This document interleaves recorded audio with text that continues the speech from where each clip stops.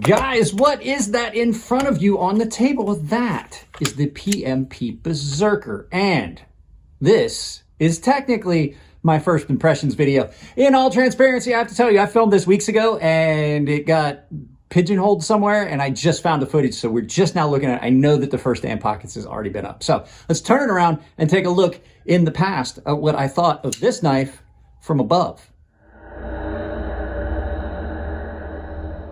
So guys, I didn't want to wait on this one. Winston Cobretti was just at my house. He's one of my paying members. He dropped this off when he came over to pick up some stuff that he had here.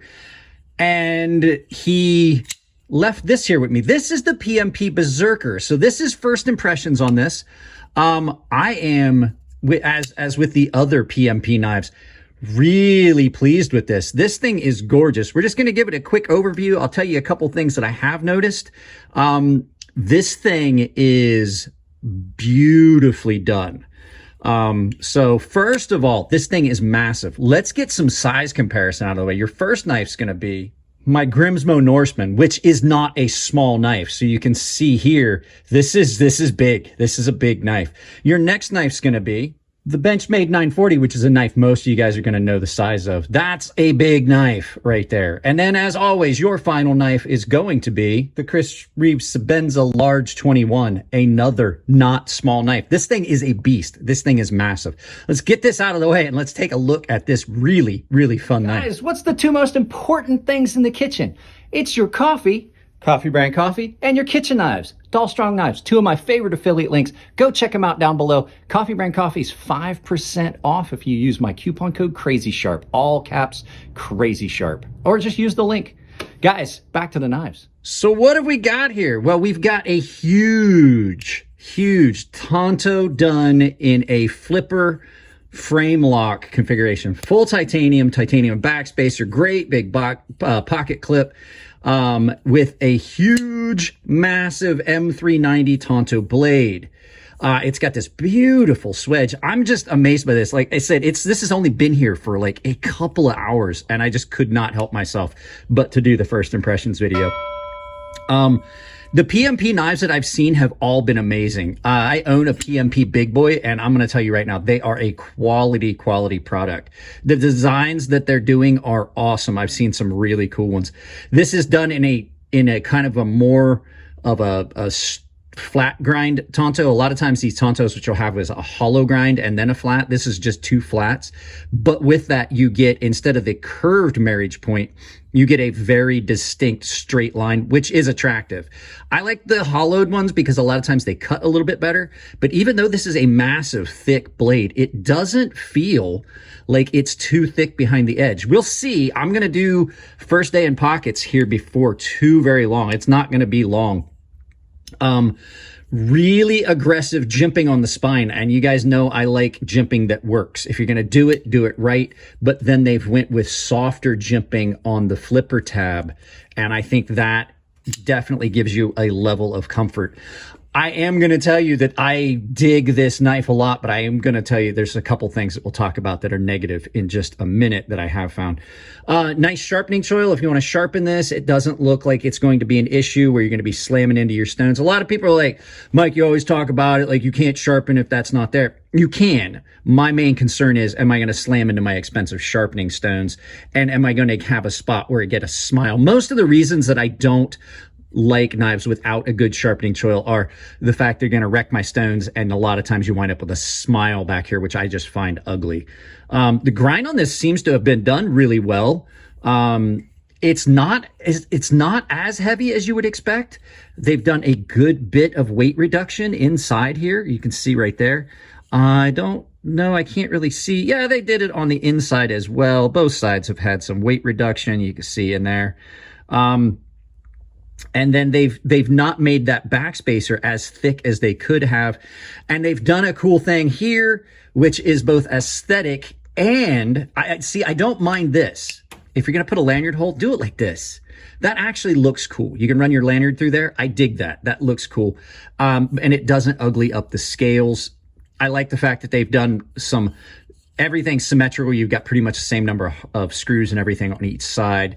And the lock bar insert screw is hidden. I do like a hidden lock bar insert screw. Like, I like it to be screwed in from the inside because it just keeps it cleaner looking.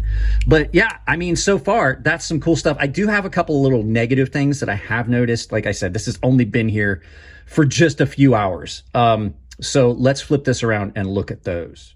So it's only a couple of small things, but like I said, I've only been handling this. Like, this is first impressions. I haven't even really carried it, so it's not a first day in pockets. I have put it in my pocket just to test the pocket clip. Lock bar access is a little tight right there. And it's not that it's tight. It feels weird because it's so thin right there. I think they could have done a little bit more to scallop that out and not make it so squared off. It just, with the lock bar tension it has on it, it just feels a little... It feels a little bitey into the thumb if maybe you got softer hands. And then only one other thing. Can you see how the pocket clip sits right across the cutout for the lock bar tension right there? It sits right across it. Let me zoom in on it and I can show you.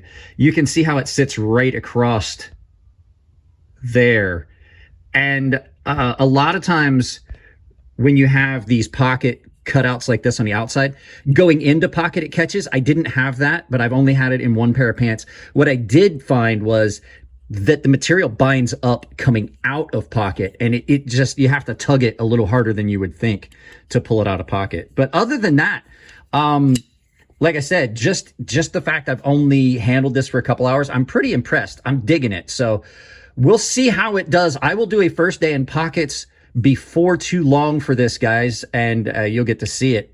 But action on this thing for a big knife is really good, and it's nowhere near as heavy as you expect. Don't get me wrong, it's heavy, but it's not as heavy as it would have been if they hadn't done anything else. So let's turn this around, do some final thoughts, and send you out about your day. So there you go, guys. That was my first impressions that happened a while ago. In all honesty, I kind of forgot this was here until I accidentally stumbled upon the footage, and I was like, oh, I need to get that out and carry it and start the review process. So we're going to start that now. You're going to see this probably a couple weeks from now in the full review. So I apologize to Winston Capretti. I absolutely forgot this was here. It got pushed in the back when a bunch of other stuff came in. So guys, that's it on this one. Hope you enjoyed the video. If you do, give it a thumbs up. If you don't, give it a thumbs down. But tell me why. I can't change the content if you don't tell me what you don't like. If you like the content, please think about doing the like, share, subscribe, drop a comment, hit the bell icon, because those are the best ways to support the channel. Interactions on channels are the best things you can do. If you want to support the channel financially, it's as simple as just going shopping. There's a bunch of affiliate links down below. I will try to find a link for this and put it in there. Anything that you purchase doesn't cost you anything extra at checkout. It was shopping you were going to do anyway, and it definitely supports the channel. Coffee Brand Coffee, 5% off your overall order. Doll Strong Knives, some of the coolest knives for the kitchen. If you want to match your decor, they probably got something. And like I say, all the affiliate links that are the Amazon affiliate links that are down below, the tools and stuff like that. Even if you're not looking for those items, click on one of them and do your regular Amazon shopping. That way, it just provides a little bit of income to the channel.